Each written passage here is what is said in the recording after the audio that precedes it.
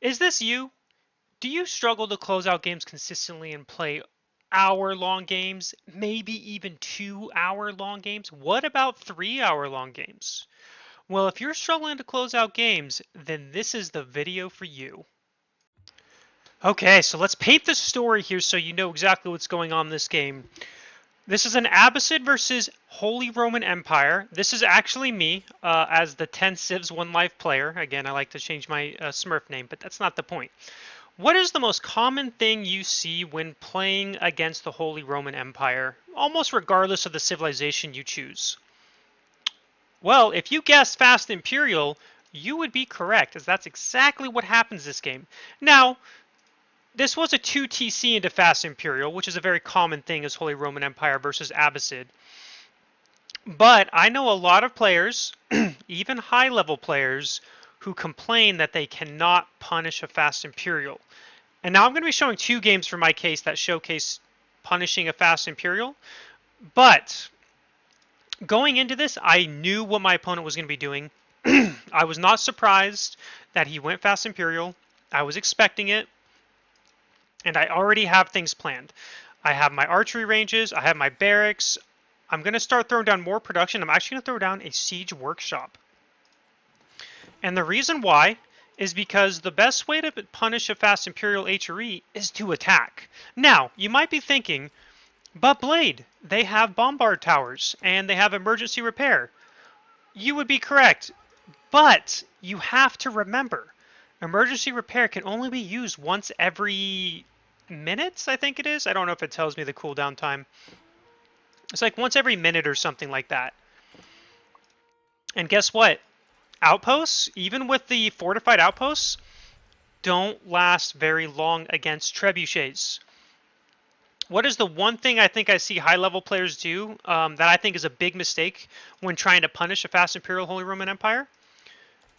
You probably didn't guess it, but I'm going to say it. It's rams. Now, you might be saying, why rams? Rams are cheaper than trebuchets. They can attack. Well, here's why. When your opponent has a bombard tower, and most of the time they have more than one nowadays, they have 2 or 3, and you put rams in there, if you dive with your army, guess what happens? You lose your army to the bombard towers, they emergency repair the outposts, and then they kill those rams with villagers or their men-at-arms or their knights or whatever they have, and then the outposts stay safe, and you just lost however many rams you invested. Now, that's not to say rams can't work. Rams can work, and I'm not denying that at all. But I think it's the less safe option, especially against the HRE or really any civ when trying to punish a build like this. So, what is the first thing you saw me do? I made a siege workshop. I'm making a trebuchet.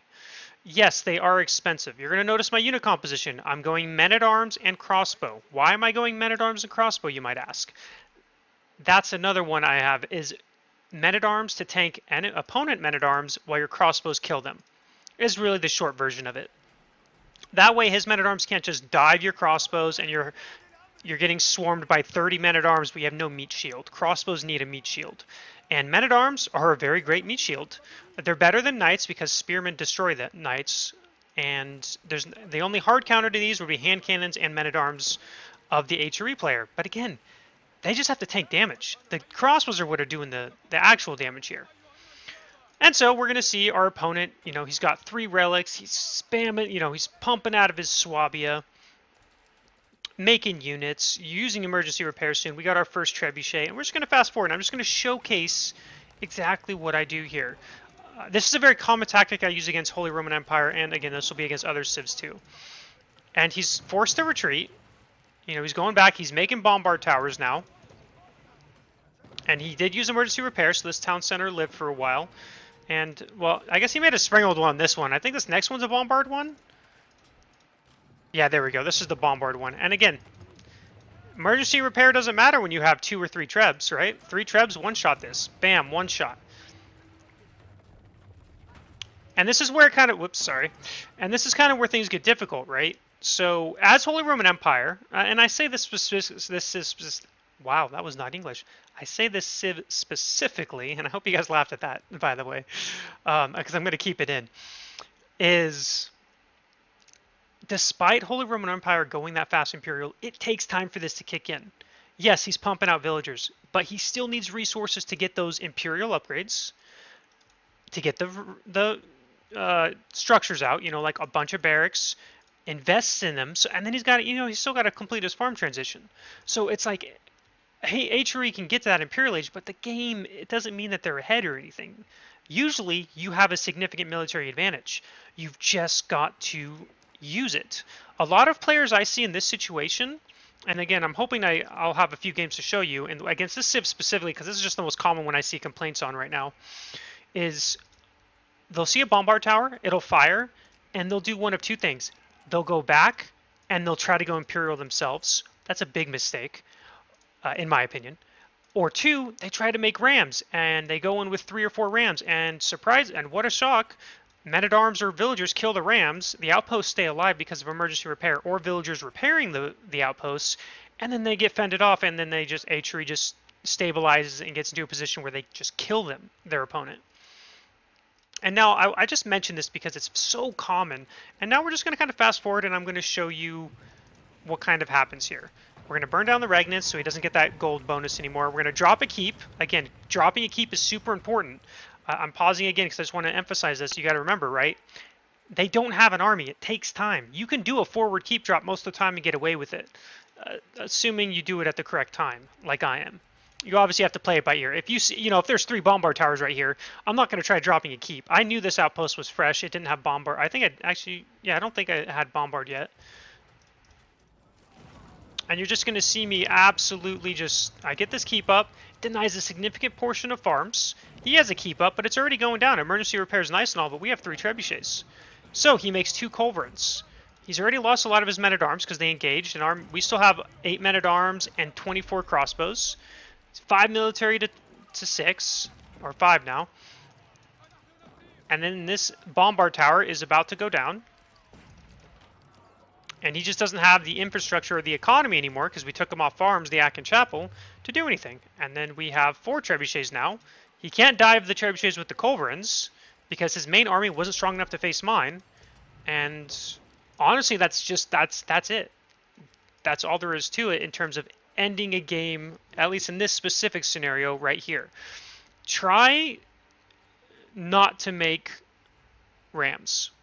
I know that ever since the ram buff, even pro players, I see them make rams, and a lot of the times it doesn't work out. I'm like, yeah, if those had been 3 trebuchets, I actually think that push could have worked, but since you made 5 rams, they didn't kill the keep, they just got killed, and now you're just in a lot of trouble. So those are kind of things to think about when doing it. And now I am going to go show you a second game here. Okay, and here's the second game I was going to go over. Again, it's versus Holy Roman Empire. This is me versus Divine's HRE. He did the same kind of thing. He does a fast Imperial, and I'm just going to showcase how I punished it. And this is almost a better example than the last game in some ways because he does get his bombard towers out before the push. Now, I do want to state this is Prairie, so there's, it's like, this isn't a normal map, right? But he does have a bunch of deer and whatnot because he used professional scouts. I'm playing Delhi. I took, I lost Sacred Sites, retook him. He went Imperial. That's kind of the essence of this game. And now we're going to show you exactly what I did to kind of end this. Like, again, the moment he hit Imperial, now I do want to state that I didn't know he was going to go fast Imperial in this. I didn't think he was going to, just because maybe it was me versus Delhi, but he did. And I immediately dropped his Siege Workshop. I denied these 2 outposts out here. And I already have a trebuchet, and I'm going to make another one. And you're going to see that I'm gathering stone because I'm getting ready to do a keep drop. Again, it's the same exact concept as the last game I showed you. I'm going to go for a keep drop, trebuchets, a bunch of men-at-arms and crossbows, and then try to kill them. And so we're going to kind of go forward here. You can see first bombard tower done. Second bombard tower is... I can't tell if it's bugging out or if it's upgrading, but I believe it's done. Or I can't remember what's happening with this outpost. Anyway, you're going to see, so we have our first trebuchet.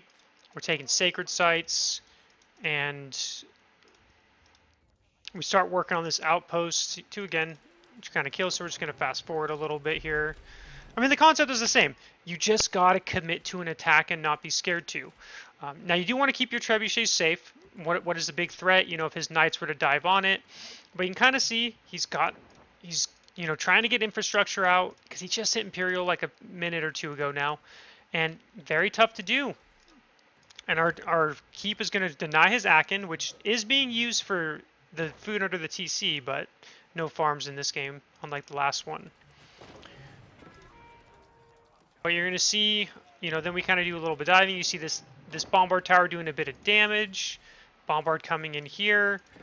Emergency repair is about to be used again. And it's a minute and a half. It's an 80-second cooldown. Okay, that's good to know. And we just keep pumping out these trebuchets. And that's the thing, right? So he doesn't have the army, and he's making a siege workshop, and he can't make a culverin to deal with these, because if he does, I have 17 men-at-arms ready to dive with crossbows. And with spread formation, this amount of units isn't going to protect, right? And I do want to state, I'm not saying it's impossible to hold this as HRE. I don't know if it is or not. I'd have to this is like something you'd have to try against like a top, like a top 5 HRE player or something, right? Like maybe if I played against Wham's HRE, this would never work if you went fast Imperial, but I don't think that's the case. I'm pretty confident it's not the case anyway. I've beaten a lot of good players doing this kind of style when they play defensive with HRE. And like I said, we're going to go over other matchups as well. These are just my most recent, and I want to get them done before they disappear because I play. And you're going to see, so we get our keep up. We're going to take out the bombard tower. And now that that's gone, and I guess to put down, he did only get 1 relic. I got 4. And now we're just kind of, spreading out some men-at-arms, killing villagers. And here's the case. He's an Imperial Age. He has a almost 30 worker lead, but Akin's denied. I've got 3 trebuchets. I have a huge army, 58 to 16. He's only got, this is all he has. Because it takes time as HRE to do this. And so that's what we're going to do. We're going to shell them down, and if he does anything that seems aggressive, like this, I do see this, right? I'm going to dive it, and then that's when he's going to end up GGing because he couldn't keep it alive, and GG's called there. And so I just wanted to go over examples of killing a defensive player and how to do so. And now what I'm going to do is I'm going to show you some replays of players who did not kill a defensive player and their mistake in it.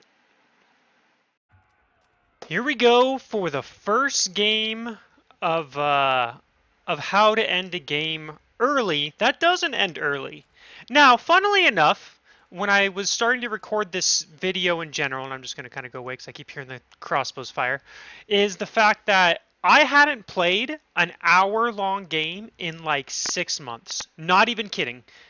I looked at AoE 4 World, I looked at my history, and my last like hour-long game was about 6 months ago in a custom game when I was practicing for, I think it was Golden League 2, if I'm not mistaken, or something like that. Or maybe it was Road to Red Bull.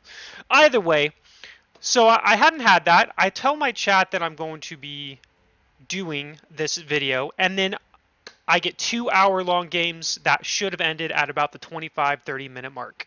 This is a game that's going to perfectly show how I could have ended the game a lot earlier instead of it going to be, I think this game ended up being like 58 minutes long. And then I have at least one more in this video that's going to showcase this as well. So this game is kind of played out as a kind of a greed fest by both of us. He went 3 TCs, I went 3 TCs, we went straight to castle. I got 4 relics, and we've just been kind of going from there. That's just the very short essence of how the game's progressed. And we're about to see a point where I'm going to be in a very, very good position, and I should have been able to end the game, but I failed to do so. So we're going to kind of fast forward here. We're going to see this fight. And just look at this military. You're going to see this completely, like I'm going to have way more military than him. And I'm going to have a very good position here in just a moment. I mean, he's down to 12. We're at 50. He doesn't have any like bank really. He's remaking food. We're maxed. And our army just completely hard counters his. We've got horsemen, we've got springles, we've got mangonels. He's lost all of it. We have a forward keep. And so this is where we're going to be pausing here in just a moment. And I'll show you one reason why this game goes as long as it does. So we're going to fast forward. Keep goes up, blah, blah, blah. And we're going to pause right here. So, in this position, we have a forward keep, we have siege, we have a significant, we have a good military advantage. Our opponent's going Imperial. There's many ways I could have gone about this game. So what ends up happening, just as kind of a short TLDR, or short version, I send this army over here, I kill some villagers, I lose my entire army, and that slows my momentum to where he's able to regain this position here, and the game drags on. From this position, what I should have done is keep the secure hold here. Instead of grabbing my army and going in this direction, I should have gone up. For starters, I knew he had 2 town centers up here. I knew he had stone. I had control of the gold up here, so there was no other gold he could get. But I could have killed the town center, killed this town center, completely gotten rid of all these villagers, or at least, force them to retreat. And, this is a solid... If you look at this right here, I would be denying 25 farms. So he has to completely remake these, which takes him down to, I can't do math, but I'm going to do it anyway. I believe it's 19 villagers on food is what he would be on if I had done that coordinated action instead of what I'm going to do here. He doesn't have the army to stop this. This keeps in the way, so it's killing, it's going to be attacking these reinforcements here. And actually, I don't even know where his army is at the moment. And his army's all the way over here anyway. So I just wanted to paint the picture. That's what I should have done. And instead, but then there's another thing I do that's also making a big mistake, and we'll go over that in a moment. So we kill some villagers. We've killed 51 villagers this game, and I think I killed like 20 villagers here. But that didn't really matter because he had too many villagers anyway. And we lost our military lead. We had a large military lead, but instead we threw it all away. And now you're going to see here shortly that he's going to end up retaking this position. And we have trebuchets now. So imagine if I'd had these trebuchets and I was doing this in the first place. But anyway, so as you can see, he's going to take this keep down. I'm not able to stop this from happening. I unfortunately was just, again, throwing away my army the way I did. If I had my whole army here, like if I hadn't thrown it away over here, I could have dived this and killed this as well after destroying this. But as you're going to see here, we're going to lose our siege, he's going to regain his position, and we're going to be forced backwards as we hit Imperial, we're making Streltsy, all that fun stuff, and the game goes on. Now, with that being said, in this position, I still think I could have ended this game a lot sooner. I still think I'm in a very good position here, despite the fact that I have been pushed back a bit. And we're going to kind of go over another way I could have also started to do some pressure. For starters, making some stables here and horseman raiding would have been a really good idea. Or even men-at-arms, and just sending men-at-arms to do raiding would have been a great idea. But the next thing I could have done is built because I just want to point out, I knew this in this game, by the way. You're going to notice that our opponent has no access to gold right now. He has 0 on gold, no gold bank, and we have access to all the gold. We have this big gold vein, we have this gold vein. We have complete map control. We have this one, which I forget about for most, or this one I forget about for most of the game, I think. And we have this gold vein. So we have total control of the most important resources that we need, and we're Roost, one of the strongest late game civs.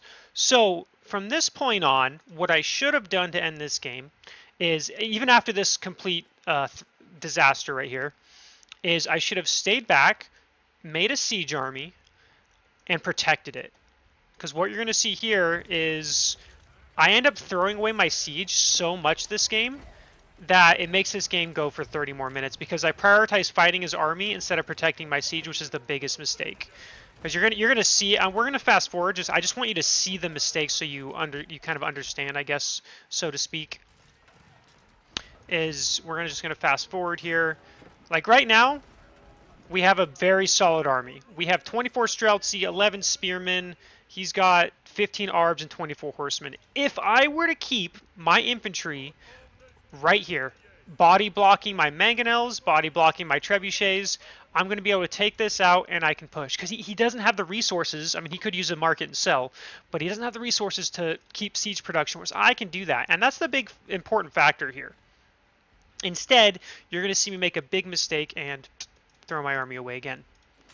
And these are just kind of things that I just want you to think about when you're doing siege timings and trying to kill your opponent. Is this exactly? You kind of see how he wrapped around. I know I'm going a little fast here. I'm trying not to make this video too long. So we end up throwing our siege away. Yes, he lost all of his horsemen, but now he has a keep. He's pretty safe, and he's got his own siege, and it delays the game even further. So these are kind of things you got to think about when doing attacks or trying to kill your opponent. Is siege is probably the most important portion of your army almost when it comes to trying to kill your opponent when they have keeps out. Actually, yeah, that's it, when they have keeps out, because it's very hard to dive a keep. Now, I didn't know he didn't have boiling oil, by the way. Had I known this, I actually could have probably dived a little bit easier.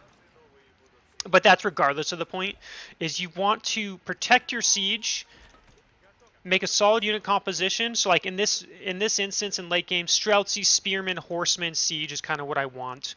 Or when he starts switching to Archer, because he switches to Archer Horseman, then I want to go Streltsy Knight with Siege if you can afford it. So with that being said, if I had done those two things, if I just protected my siege right here and not let them die the way they did, I would be able to end the game right now. Instead, the game drags on for another 28 minutes. I do end up winning as a spoiler because I'm not going to go over this whole game. I just wanted to go over this portion of the game to show that how this game should have ended at about the 25 to the 30-minute mark, or at least, when I say ended, it should have been to the point where there's no way he could hold on and keep the game going. But instead, the game drags on for another 30 minutes because of my many mistakes when it came to handling my siege and not protecting it. And I just wanted to kind of showcase that because you saw that if you did skip through the video, the first two games I go over show a perfect example of how to do a siege push, protecting your siege and killing your opponent, and able to end the game, like I said, at that point in time. And now I do have at least one more game, maybe two more. I'm not sure if I'm going to do two or not yet at the point of this recording. That's going to showcase another example of me failing to end the game due to kind of similar mistakes. Okay, here is our second game we're going over on how to end a game. And again, this is actually, this is my second hour-long game, and I played these back-to-back almost. I mean, in 2 different days, but back-to-back. Where this game actually went for an hour and 8 minutes long, but I should have been able to end this game, I would say, within the next 7 minutes if I played appropriately. But you're going to see some major mistakes on how I failed to do this siege push that I talked about in the first 2 replays I went over how to do a siege push in general. So you're going to see we're 62 military to 33. We're a little behind on villagers. This game kind of went a little bit different than the last one I showed you. Sass here went for 2 town centers. I went for 3. We both went castle age. I got 4 relics. He gets 1. And we just kind of have a very significant military lead. And we're behind on villagers because I got raided and I wasn't really reacting to them very well this game, but that's not the point of this video. The point of this video is to showcase the mistakes that I make here on why I wasn't able to end the game in the next 10 minutes instead of an hour and 8 minutes. So you're going to see here, this is his army.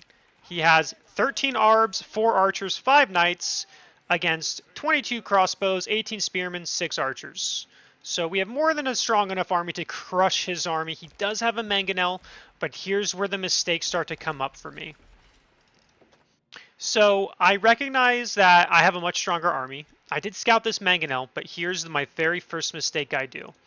So I'm pushing, blah, blah, blah. I want to take out the TC. You take out the TC, I can really flood this, get him off of wood, and, kind of see what's going on here.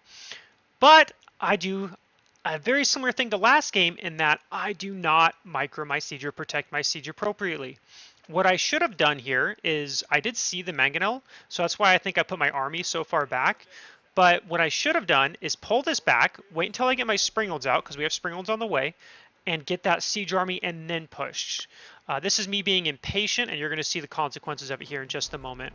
So we start sieging his town center. He's raiding. And he's just going to dive it with his knights because why not? It's unprotected. This is what you should do. And I lose a trebuchet, which, they're not cheap. They are 400 wood. And now I'm forced back. He's got 2 mangonels. And we still have a much bigger army. Like, if we take care of these mangonels, we can crush his army and just push, right? Well, you're going to see another big mistake on why I'm not able to do so. Again, we keep pushing a little too soon. And we start losing some units. Like I think I take a really bad fight here when I'm not. I think I'm not paying attention or something. Can't remember. So we're gonna skip forward. So here we are, right? We have a very nice lead. We have 72 to 32 military. We have 2 Springolds. They can one-shot his Mangonels, and then we can just crush his army after that. That's not what ends up happening, though, because, again, this kind of comes down to some impatience. I should have waited for some more siege, I think, honestly. I don't think there was a reason to push this as quickly as I did. I knew I had a significant advantage, but that doesn't take away what I should have done here. So we're just going to go fast forward here. So we're going to go in an engagement. I'm like, okay, yeah, I got this fight. And I miss micro really poorly. I take a big mangonel shot, lost like 10 military units. And due to that mistake here, he ends up being, he ends up evening the fight. He didn't lose much military there compared to us. Then he drops a keep. We have our trebuchet. We try to do a forward keep drop. And here's the second mistake. I was planning on doing this. I was planning on getting a keep here. I wanted to put it in this area because I wanted to, again, deny resources and secure a foothold. Because once you get these forward keeps up and you have your own siege, as long as you don't lose the siege battle, it's very difficult to lose that position. It's one of the problems I find in Age of Empires 4 at the moment, but that's completely unrelated to the point of this video. So what I should have done this game, like I said, be a little more patient, get siege, drop the keep, and push at the same time. Now, you might be thinking, why would doing that at the same time matter? Because a couple reasons. One, he's either going to focus his units on shooting down the villagers, which means he's going to be losing his army, and I just pulled back the villagers and then come back and build it. Two, he can either use his mangonels to focus on the villagers, focus on my army, or focus on my army. And then 3, I'll have 3 or 4 Springolds. I can focus down the mangonels. This is being built while we're fighting, and one of 2 things is going to happen. Either my keep's going to go up, or he's going to be able to potentially delay the keep, but he's going to lose his army, and I'm going to secure this position with the keep. Instead, I made the mistake of, again, pushing too early, not waiting for my siege mass, losing a bunch of it to mangonels, and then by the time I cleaned his mangonels, he's got a solid... he's got 16 arbs. We only have 19 crossbows. And these have the Pavis ability, which gives them 5 extra ranged armor. So I believe that's 7 armor. And these do 12 damage. So I'm only doing like 5 damage compared to him doing the full 10 damage or whatever. Because he's even got 14 as a default. I actually didn't know that. Oh, no, so do I. Okay, never mind. Sorry, ignore that part. Anyway. So instead what happens is, obviously, he ends up holding this. We lose our siege battle, and this ends up being a disaster for us. And again, so I end up placing the keep up here. He tries to push. He kind of loses his Springolds. We still have a pretty good military lead here, but now this keep is going to delay us from pushing for so long. That being said, I still think I could have ended this game sooner. It just kind of comes down to a few things here.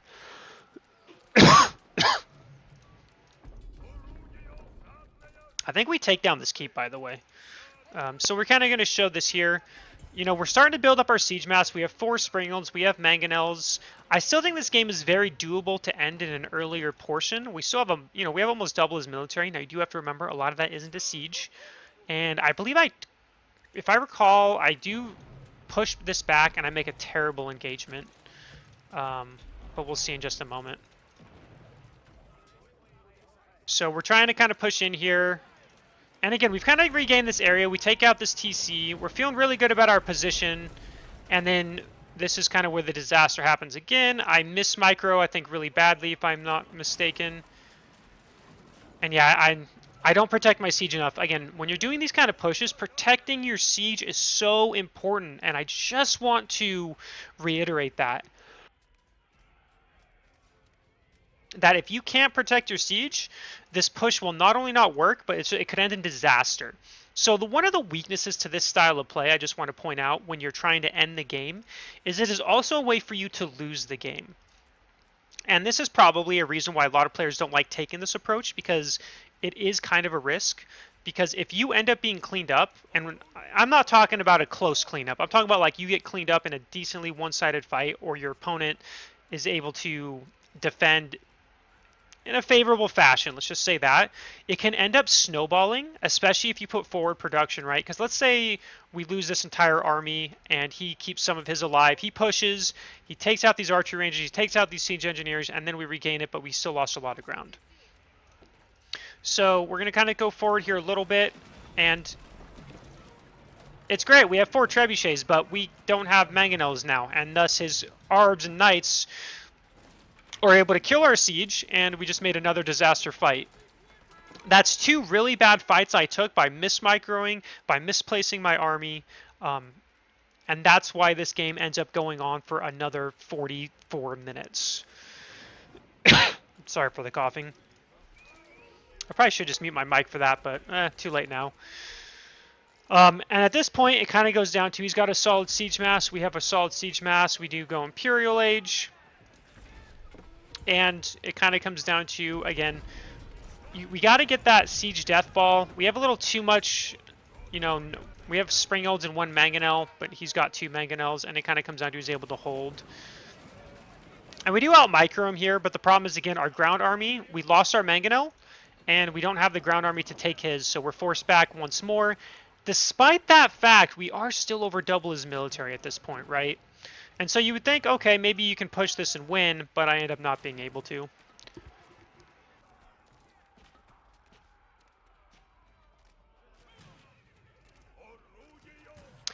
And this kind of comes down to, again, where you want to get your army. Like, the siege mass is just so important, and as Rus, especially at this portion in the game, you know, we got our siege mass, which is, or we got our,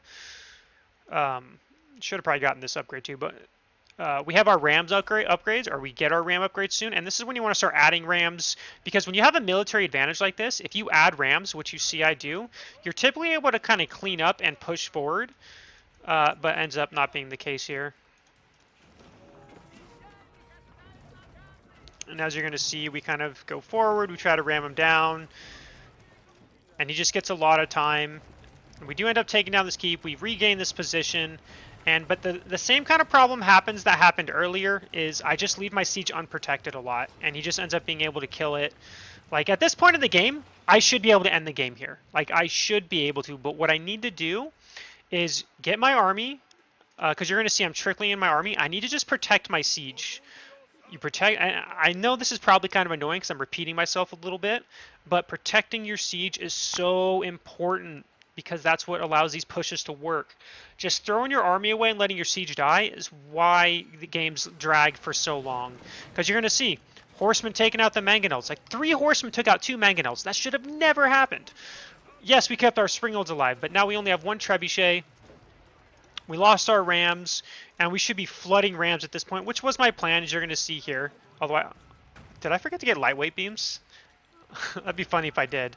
But you're going to see, again, we lose our siege, and then he ends up, he destroys our keep, he pushes us back, all because I am not protecting my units appropriately. That is the #1 thing you should be doing when it comes to these pushes. You've got to protect your siege. And because of that, he ends up being able to push us back, and he regains this position, and this game ends up being kind of a slugfest for the next hour. But you can kind of see both positions where I had a good army lead, I had a siege lead, but I just didn't protect the siege. So I hope these are 2 good games that show an example. I am actually going to show one other one that you can see afterwards. It is going to be a different matchup as well. Sorry guys, it's hard to find these games sometimes, especially because replays go away so fast. So it was kind of lucky for me that these 2 games happened when they did, because they were such great examples of games that shouldn't have lasted as long as they did. And I do have another one from 2 different players. They're professionals, better than I am at this game, but we're going to go over it anyway. So I'll see you on that game.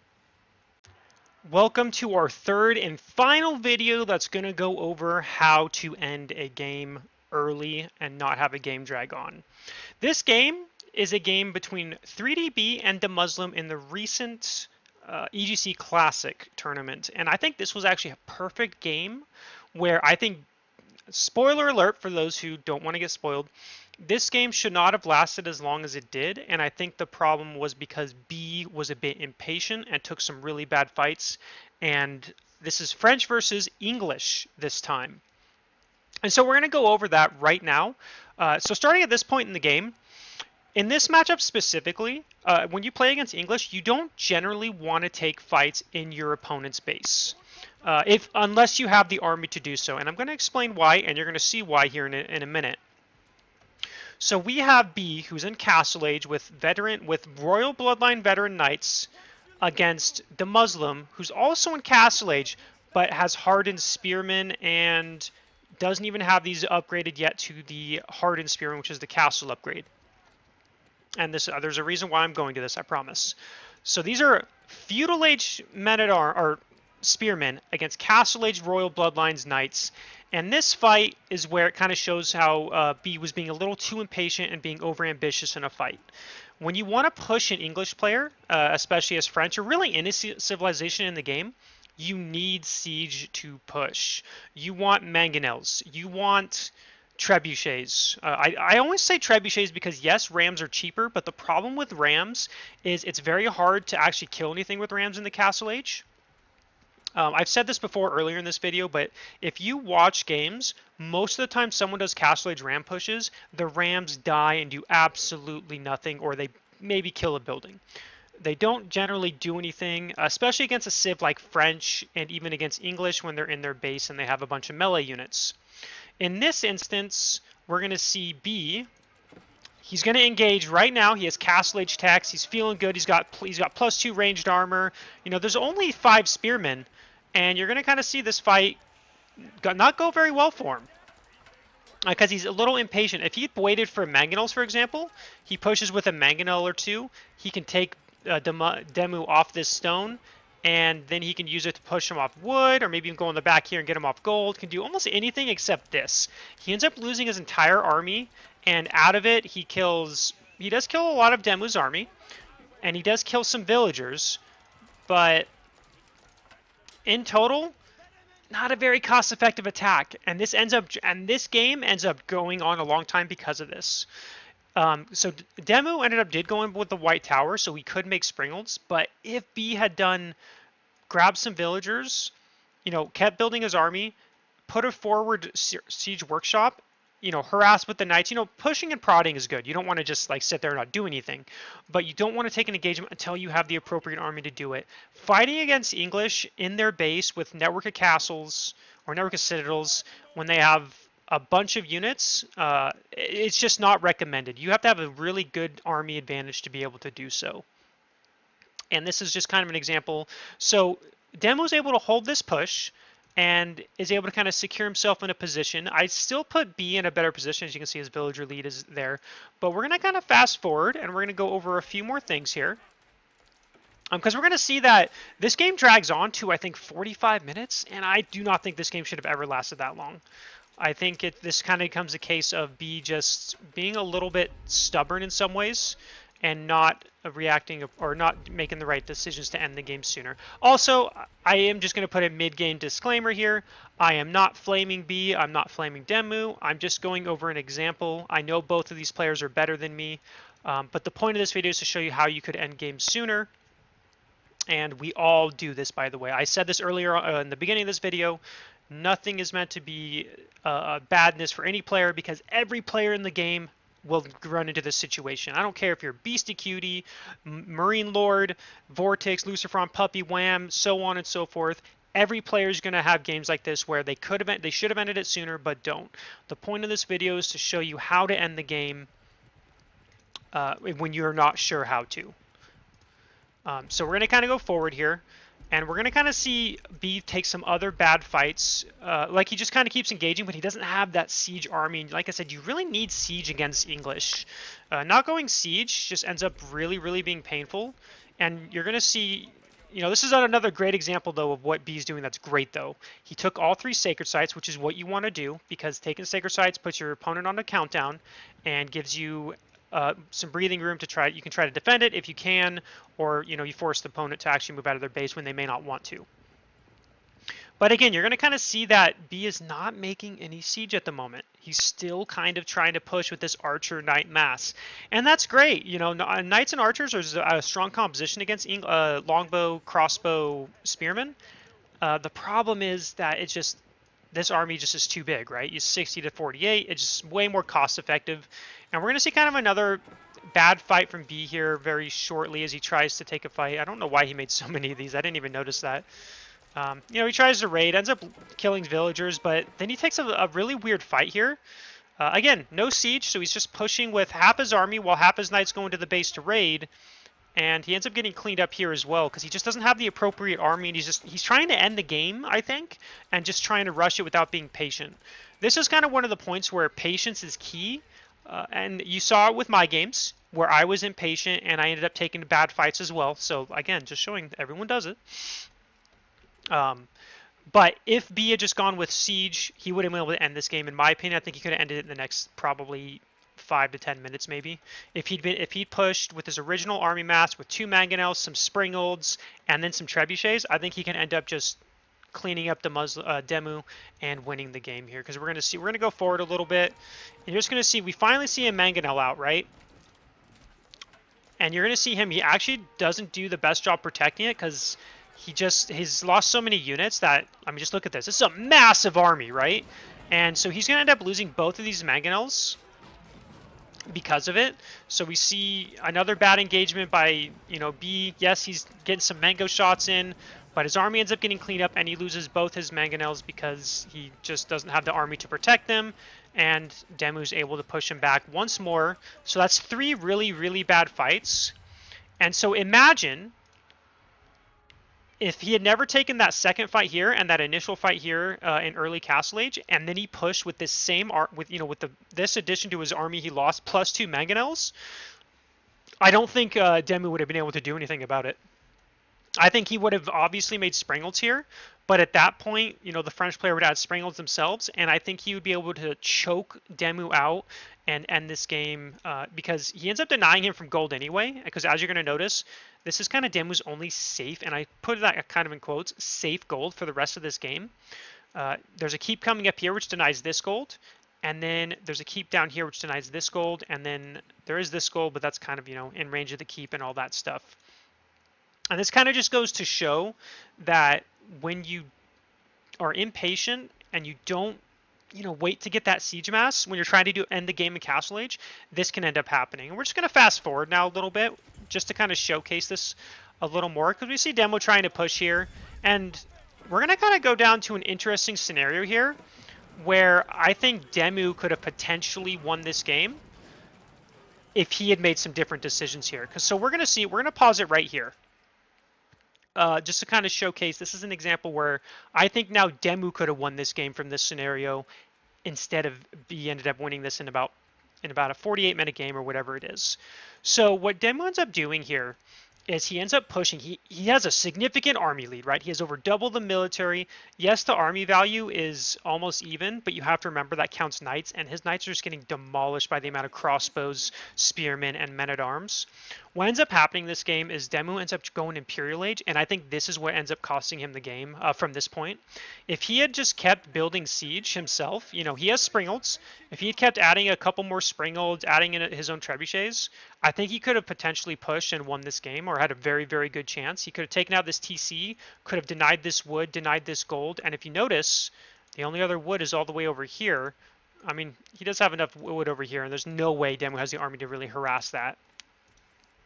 But you're going to kind of see a similar mistake that Demu makes that B made earlier. He doesn't really push with siege. He gets a significant army lead, and he's trying to push, but he doesn't really have anything to destroy his opponent's army. And this keep gets up, and obviously Demu's trying to hold this, which does distract him. So he has to take care of this keep so that he can regain his gold control. And so what ends up happening, Demu loses his front line, and this gives B the chance to push back. I really think Demu should have just slowed down a little bit, gotten his siege mass himself, and just kept pushing. I mean, as you can tell, he still has 1,300 gold in the bank, 1,700 food, but he wanted to go Imperial, and this is where it ends up costing him any chance at winning this game.